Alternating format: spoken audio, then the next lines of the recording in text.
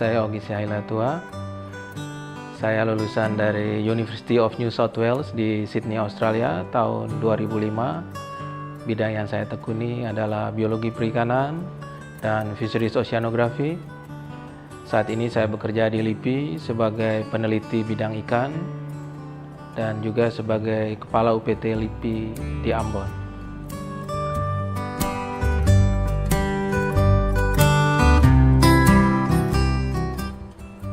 UPT LIPI di Ambon didirikan pada tahun 1971 dengan nama Stasiun Penelitian Ambon.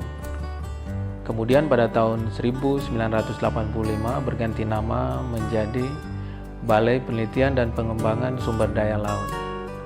Pada tahun 2001, lembaga ini berganti nama kembali menjadi UPT Balai Konservasi Biota Laut LIPI.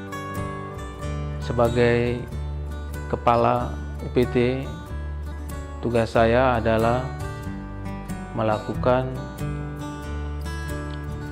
berbagai kegiatan yang berhubungan dengan membuat program penelitian, mengawasi kegiatan penelitian, dan juga mengaktifkan berbagai komponen administrasi pendukung dari UPT ini.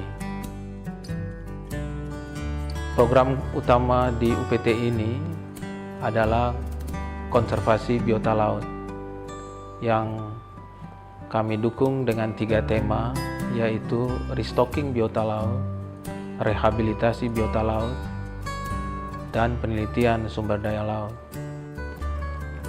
Berbagai aktivitas ini kami kemas di dalam kegiatan-kegiatan riset.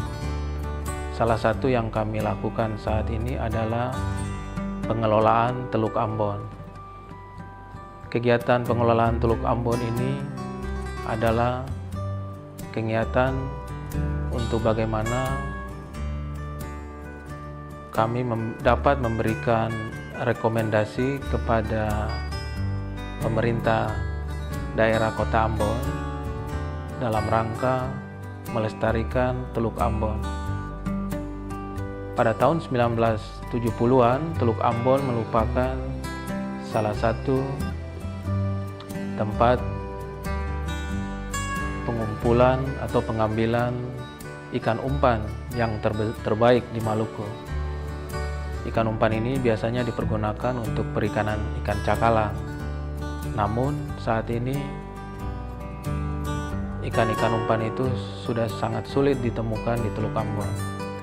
Nah, kami sebagai lembaga riset yang ada di daerah ini, khususnya di Kota Ambon, kami memiliki tanggung jawab untuk membantu pemerintah dalam rangka memulihkan kondisi tersebut.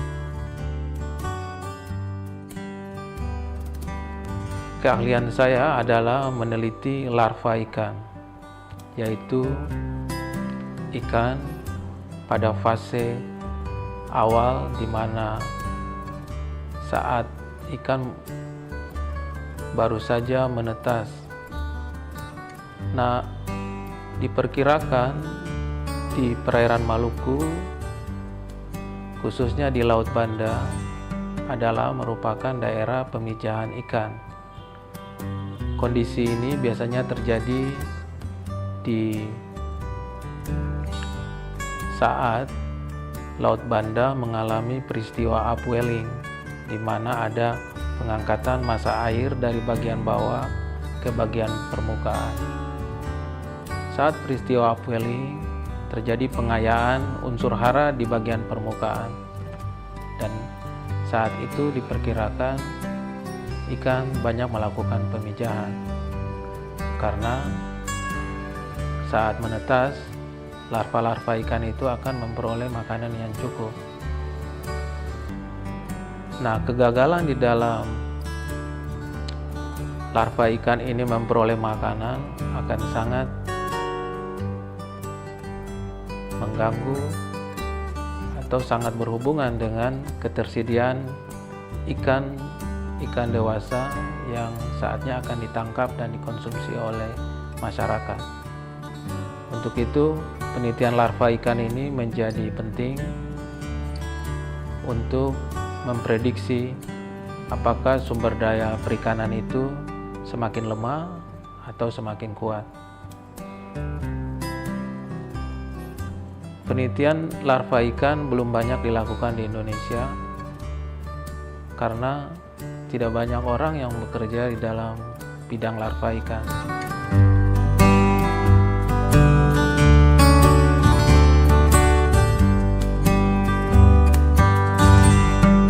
Banyak hal yang saya peroleh selama mengikuti pendidikan di Australia, dan hal-hal itu sangat berdampak dalam kehidupan saya sehari-hari maupun di dalam pekerjaan saya.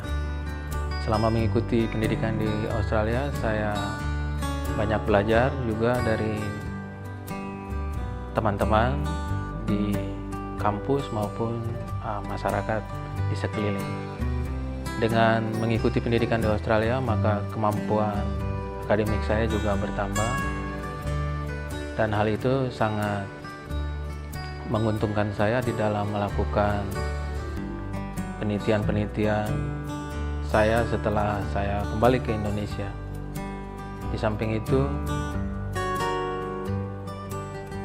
komunikasi saya dengan masyarakat ilmiah juga terjalin dengan baik, dan hal ini sangat membantu saya di dalam mengembangkan penelitian yang akan saya lakukan. Baik itu komunikasi saya dengan masyarakat ilmiah yang sebidang dengan saya maupun dari bidang ilmu yang lain.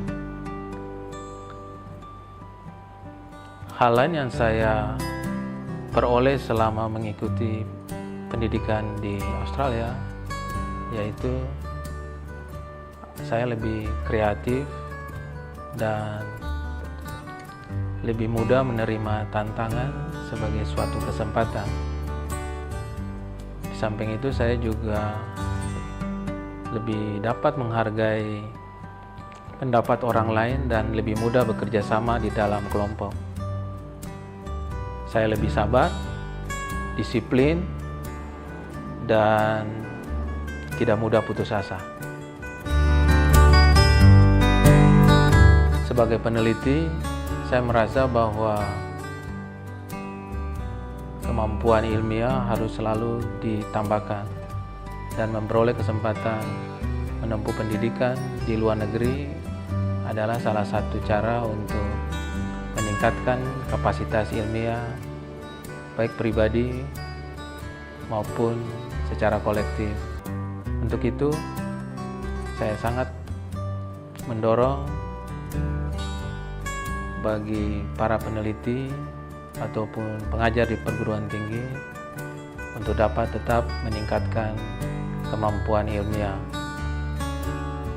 Lewat hal ini, maka banyak hal yang bisa kita lakukan, khususnya untuk mengatasi berbagai masalah yang kita hadapi, baik saat ini maupun di waktu yang akan datang. Saya secara pribadi sangat berterima kasih kepada AUSAID dan juga pemerintah Australia yang memberi kesempatan pada saya untuk dapat mengikuti pendidikan di Australia.